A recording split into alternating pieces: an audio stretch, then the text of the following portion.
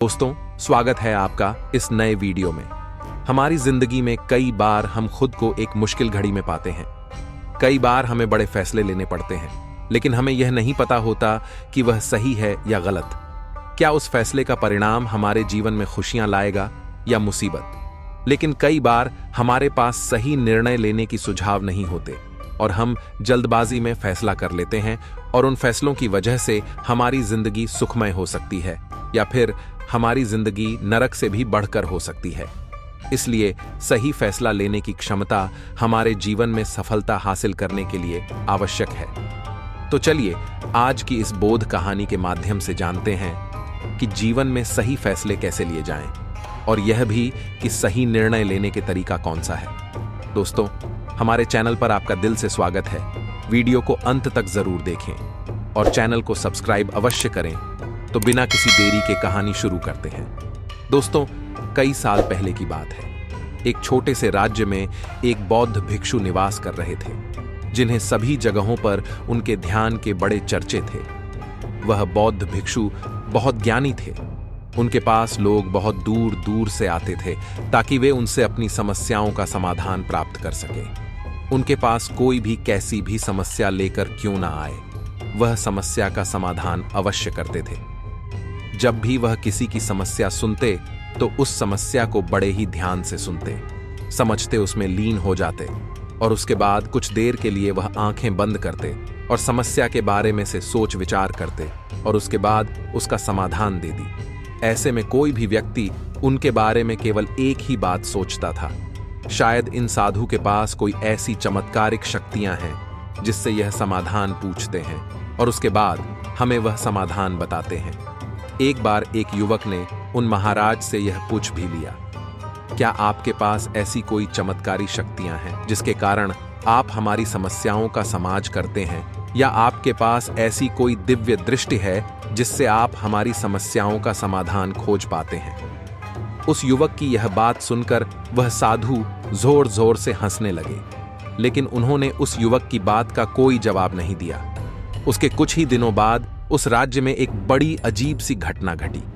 उस राज्य में एक बुढ़िया औरत रहा करती थी जो अपने घर में अकेले ही रहती थी। उसका कोई ना था। उस राज्य से होकर 4 मित्र अपने घर की ओर जा रहे थे। वे लोग दूसरे नगर में काम करके पैसा इकट्ठा करके अपने गांव की ओर जा रहे थे। ये बात बहुत पुराने जमाने की है, जब यातायात के साधन ना हुआ करते थे, इसलिए वे लोग पैदल ही यात्रा किया करते थे। इसी कारण वे चारों मित्र अपने अपने धन को इकट्ठा करके अपने गांव की ओर प्रस्थान कर रहे थे। उन चारों ने अपना अपना धन एक छोटी सी पोटली में रखा था और उसी पोटली में उन सब की सारी कमाई थी। तभी उन चारों मित्रों में से एक मित्र कहता है, मित्रों, इस तरह से यदि हम अपना धन अलग अलग रखेंगे तो इससे हमारा धन चोरी हो सकता है। क्यों ना हम अपना सारा धन एक ही पोटली में रख दें, जिससे हम सब इस पर ध्यान भी दे सकेंगे और हमारा धन सुरक्षित भी हो जाएगा। और जब हम अपने गांव पहुंच जाएंगे तो हम वहां पर अपना अपना हिस्सा इसमें से ले लेंगे। उन तीनों मित्रों ने उस युवक की बात मान ली और वे सभी मिलकर अपना धन एक ही पोटली में रख देते हैं और वे सभी मिलकर अपने गांव की ओर आगे बढ़ते हैं। चलते चलते काफी समय बीत चुका था और अब रात्रि होने वाली थी। तभी आगे चलकर रास्ते में उन्हें एक घर दिखाई दिया, जहां पर एक बूढ़ी औरत रहा करती थी। रात्रि का मेघ भी हो चुका था और उन चारों मित्रों को रात रुकने के लिए कोई ना कोई जगह की आवश्यकता भी थी। ऐसे में उन चारों ने मिलकर यह योजना बनाई कि वे लोग आज रात इसी घर में ठहरेंगे। इसलिए वे चारों लोग उस घर की ओर आगे बढ़ते हैं। उस घर का दरवाजा खटखटाते हैं। तभी सामने से एक बूढ़ी औरत दरवाजा खोलती है और उन चारों मित्रों में से एक मित्र हाथ जोड़कर उस बूढ़ी औरत से कहता है, माता जी, हम अपने गांव की ओर जा रहे थे, लेकिन यहां रास्ते में ही रात हो गई और अब हम इतनी रात में सफर नहीं कर सकते।